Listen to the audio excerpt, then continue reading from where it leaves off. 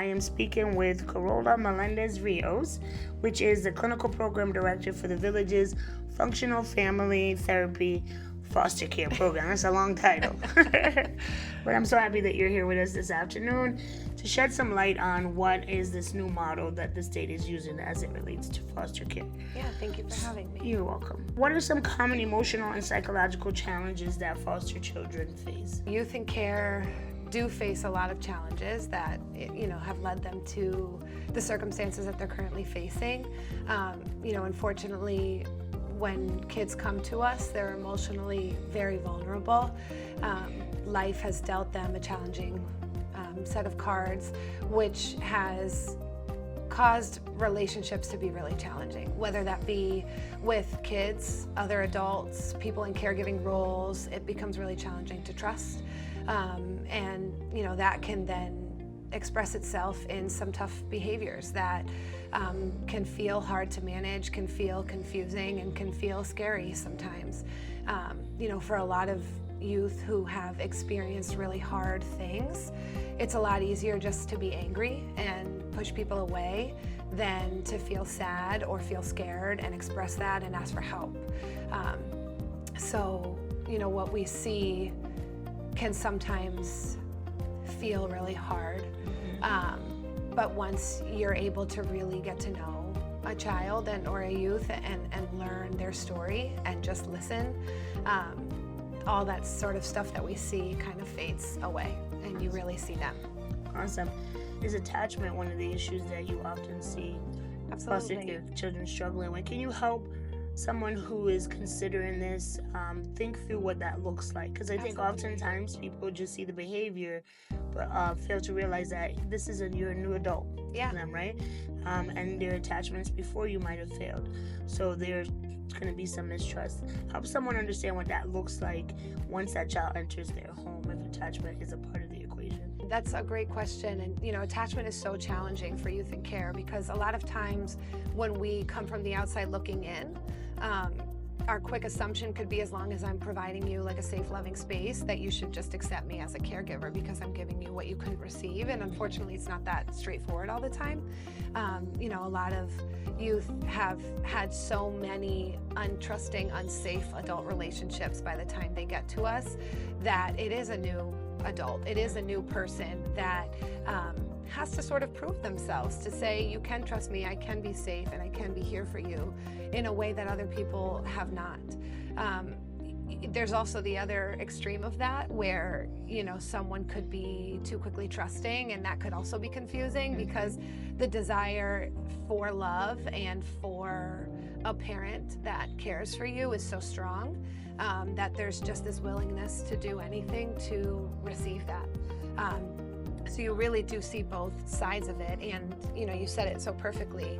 Behaviors typically cover up that relational need. So what type of clinical support does the Village Foster Care team provide to youth to address these unique needs? The Functional Family Therapy Program is a dyad clinical program. So there's a clinician and there's a family support specialist who meet with the family and the youth on a weekly basis, even more if necessary. So they'll be in your home providing family therapy or meeting with the youth to meet some care coordination needs on a weekly basis. But in addition to the actual clinical work in the home, our foster families always have access to a 24/7 on-call. They have access to the staff who provided their training that also serve as a different sort of support in terms of the foster parent lens. So there are a lot of different people that they can call. We provide trainings, we provide support groups where we hope that foster parents will also build relationships with other parents so that they can really lean on each other for support as they're the ones who are walking through this. So what are some of the ways that the relationships formed during respite or foster care have a lasting impact on the young people's lives? Just being that trusting adult, being that one person that shows up or that one person who does something different that, could revitalize the trust in a youth or a young person that there are safe people out there. And this is somebody who truly believes in me, wants the best for me, and knows that I can be successful.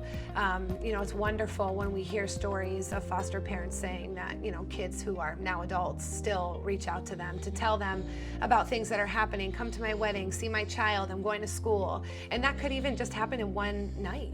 You know, you could really change a youth or child's perspective in one night. So can you share a success story about a time your intervention made a difference? I like that question a lot, and you know, I think there's so many pieces to success in our program right now. So we have the big picture success of adoption. We just recently got to celebrate the adoption of an 18-year-old girl. She received her and her foster mother received, or now adoptive mother, received our clinical services for a little over a year. And recently they moved forward with adoption, an adult adoption at the age of 18, which was a really wonderful success to celebrate. But we also see little ones. We see youth who start to engage in treatment, youth who say that they want to stay in the home that they're in and they hope to be adopted, or they hope to be able to stay there for as long as they want.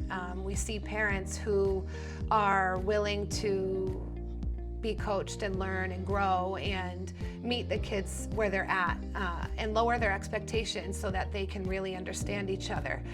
Youth going to college, youth working, being able to reunify with their family if that's what their plan is. You know, we see some smaller successes on a more regular basis, but obviously things like adoption and reunification are really big, happy ones. Yeah, those are good outcomes. So my last question to you is this. We have a parent or person listening in, contemplating heavy. It's on their heart and their spirit that they want to do this, but they just have a little bit of doubt about whether or not they're willing to pick up the phone and access our services. What would be your advice to them from what you have experienced and seen in the work that you do with the families and children about why they should say yes? They're not alone. They're really not alone. Whether it be who trained them, whether it be another foster parent, their clinician, their FSS, they always have somebody to call just to talk to. Whether it be that they're worried, whether it be that they're excited and they just want to share something that happened, there's always someone on the other side of the phone that's going to pick up, or always someone who's going to drive to their house and just show up. So they're really not alone. This is not something that they will be doing individually. They have plenty of people who will always be there for them in the way that they want.